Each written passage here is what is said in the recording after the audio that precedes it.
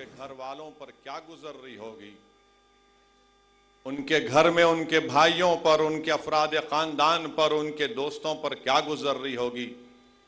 اسی لیے ہم مہاراشٹر حکومت سے مطالبہ کرتے ہیں کہ آپ خالد گڈو کو رہا کروائیے، مقابلہ کریے، سیاست میں میدان میں مقابلہ کریے، لوکتنتر ہے، لوک شاہی ہے، سمویدھان کے دائرے میں رہ کر مقابلہ کریے۔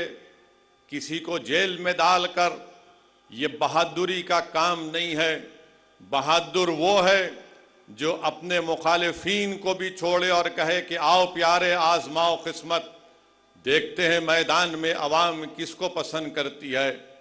اگر آج حکومت مہاراشٹر کی سرکار لوک شاہی پر بھروسہ کرتی ہے تو میں امید کرتا ہوں کہ وہ خالد گڈو کو رہا کروائے گی، اور شیو سینا، راشٹروادی کانگریس اور کانگریس یہ کہے گی کہ خالد گڈو تم باہر نکل کر ہم سے مقابلہ کرو۔ ہم بھی یہی چاہتے ہیں کہ کوئی بھی جیل میں نہ جائے۔ سیاستدان ہیں، راجنیتا ہیں، اگر وہ جیل کو چلے جائیں گے تو یاد رکھو ان کی مقبولیت میں اور اضافہ ہوتا رہے گا۔ خالد گڈو کی مقبولیت میں کوئی کمی نہیں آئی، نہ انشاءاللہ کمی آئے گی۔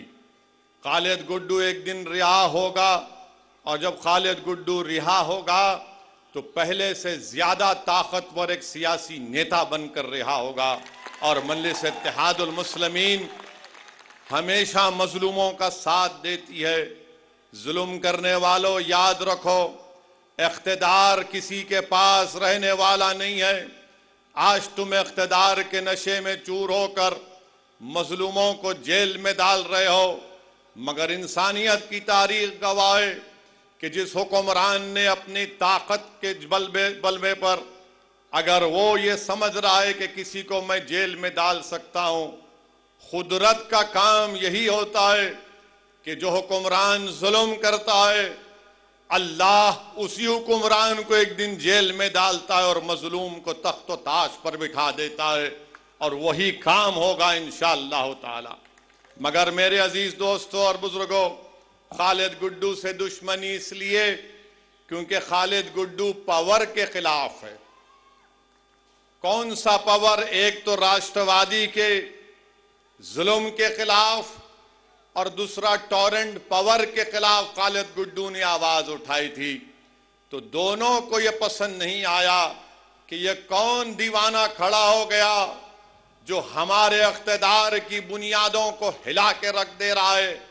تو ٹورنٹ پاور اور راشٹروادی دونوں مل کر خالد گڈو کے خلاف جھوٹے مقدمے عائد کر کے حضرت پولیس کو بھی استعمال کر لیے، اور خالد گڈو پر الزام لگا کر ان کو جیل کو بھیجا دیا۔ مجھے اس بات کی کوئی فکر نہیں ہے، مجھے اس بات کو کھل کر کہنا پڑے گا کہ اگر کوئی بھی عہدیدار گورنمنٹ کا، اس کو رول آف لا کو فالو کرنا ہے، اس کو قانون کو، سمویدھان پر عمل کرنا ہے۔ اگر آج آپ سمویدھان کو نظر انداز کر کے، رول آف لا کو نظر انداز کر کے، جس کو اردو میں کہتی ہیں کہ قانون کی بالادستی کو اگر آپ نظر انداز کر رہے ہیں، آج آپ موج منا لو، کل یہ لوگ جب اقتدار پر سطح میں نہیں رہیں گے تو پھر کون آئے گا آپ کو بچانے کے لیے؟ اسی لیے ہم